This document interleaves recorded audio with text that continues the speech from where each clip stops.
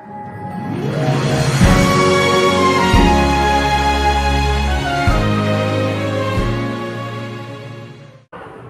warahmatullahi wabarakatuh. Perkenalkan, nama saya Arif Rahman Juliansyah dari Prodi Ilmu Komunikasi. Saya sedang bersama Ibu ini. Bu, boleh perkenalkan dirinya? Oke. Perkenalkan, nama saya Nur Bismi Ramadan, biasa dipanggil Bu Bismi. Saya guru untuk mata pelajaran Pendidikan Pancasila dan Kewarganegaraan dari SMA Budi Mulia. Oke, Ibu, terima kasih Ibu. Saya punya beberapa pertanyaan buat Ibu. Jangan dijawab, gitu. Singkat-singkatnya nggak apa-apa. Jadi pertanyaan pertama, apa yang Ibu ketahui tentang NKRI? Oke.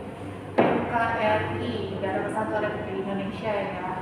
Kalau NKRI itu sendiri sebenarnya bentuk negara kita, karena kan bentuk negara kita itu adalah kepulauan, di mana dari Sabang sampai Merauke, dari Pulau A sampai Pulau T, di mana bentuk negara kita itu adalah satuan dan bentuk pemerintahnya adalah republik. Selain itu, Negara Kesatuan Republik Indonesia itu sendiri mampu mewadahi seluruh pulau-pulau yang ada di Indonesia. Kemudian dalam satu tagline kita yaitu Bhinneka Tunggal Ika, bisa dibilang bahwa kita adalah salah satu negara yang memiliki budaya yang banyak, agama yang banyak, ras yang banyak, dan yang lainnya. Seperti itu. Itu untuk NKRI. Oke, terima kasih Bu. Lanjut ke pertanyaan kedua. Jadi apa yang Ibu ketahui tentang Pancasila?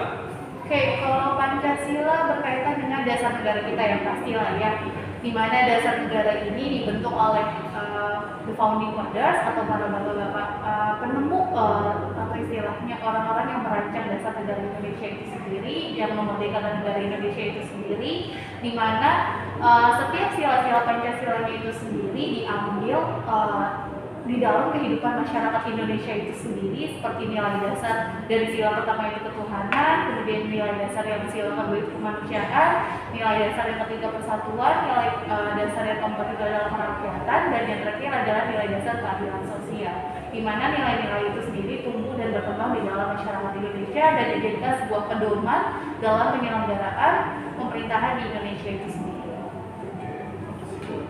Lanjut ke pertanyaan ketiga. Kan sila ke-1 tuh bunyinya ketuhanan yang Maha Esa, Ibu. Jadi gimana pengalaman sila ke-1 dalam profesi Ibu sebagai guru PPKN?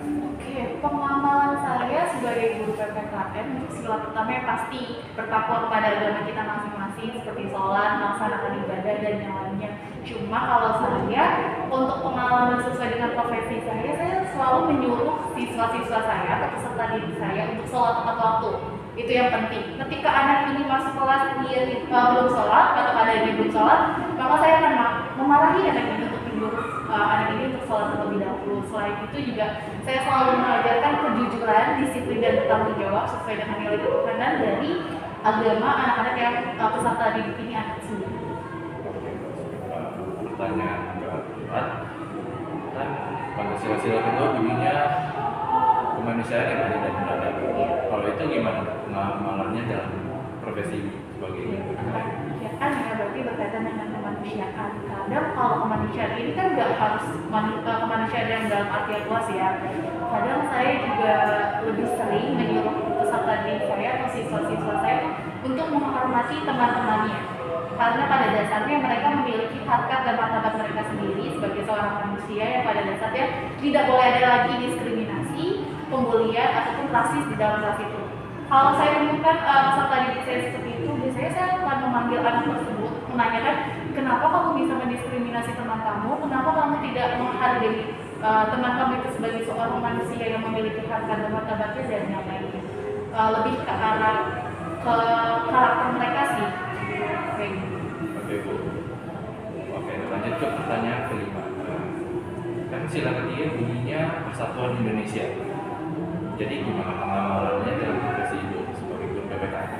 Biasanya lebih ke arah peserta didik ini ya. Jadi saya pengalamannya tuh kayak mereka ini kan punya budaya yang berbeda-beda, bahasa yang berbeda-beda, bentuk kulit, bentuk fisik dan lainnya itu beda-beda. Biasanya saya mengajarkan mereka untuk gak boleh yang namanya membeda-bedakan satu sama lain. Sering banget kan yang namanya terjadinya perundungan karena hal-hal sepele, entah dia beda agama, beda apa. Biasanya saya akan mengajarkan itu, hal terpenting adalah menghormati orang lain agar terjadinya yang namanya itu persatuan dan kesatuan di dalam kelas, hal yang paling kecil. Jadi saya nggak boleh melihat peserta didik saya atau siswa saya atau anak saya ini untuk mendiskriminasi siswa lainnya. Sekarang kan lagi ngetren banget ya yang namanya kayak pembulian, perundungan, baik secara di lapangan ataupun di dalam dunia maya.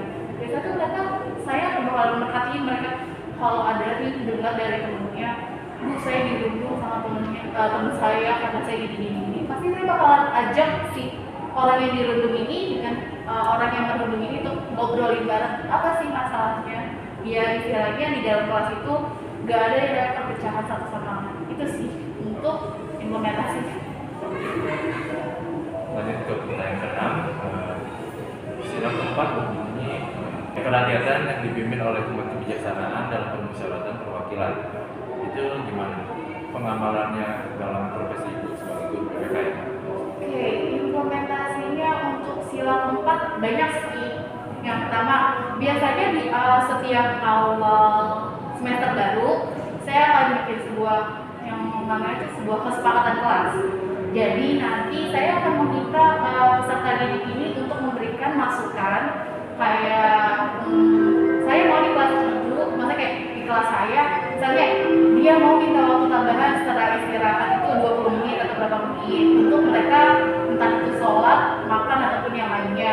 Kemudian ketika menentukan apa tuh namanya kelompok tugas kelompok, berarti saya akan menanyakan kembali apakah mereka yang mau memilih anggotanya atau saya, dan gantian untuk topiknya apakah saya yang memilih atau mereka yang memilih. Jadi banyak hal-hal yang bisa dilakukan di kelas saya atau kayak murid-murid itu untuk mengimplementasikan sila keempat. Oke. Sekarang pertanyaan terakhir. Sila kelima berbunyi keadilan sosial bagi seluruh rakyat Indonesia. Itu gimana pengamalannya dalam profesi ibu sebagai guru PPKN? Kalau untuk keadilan sosial, kadang gimana ya, kalau di kelas itu kan ada kayak perbedaan ya antara si kaya dan si miskin ya, atau gimana. Biasanya kan terjadi kayak gitu ya. Tapi biasanya saya nggak akan melihat itu.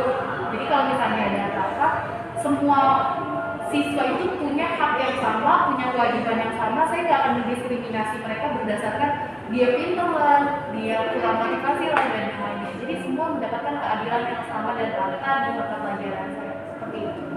Oke, makasih Bu atas informasinya. Iya. Jadi mungkin segini aja sih sesi wawancara untuk kali ini. Jadi mohon maaf bila ada salah kata. Saya Alif Rahman Juliansyah pamit undur diri. Wassalamualaikum warahmatullahi wabarakatuh. Waalaikumsalam warahmatullahi wabarakatuh. Terima kasih Bu.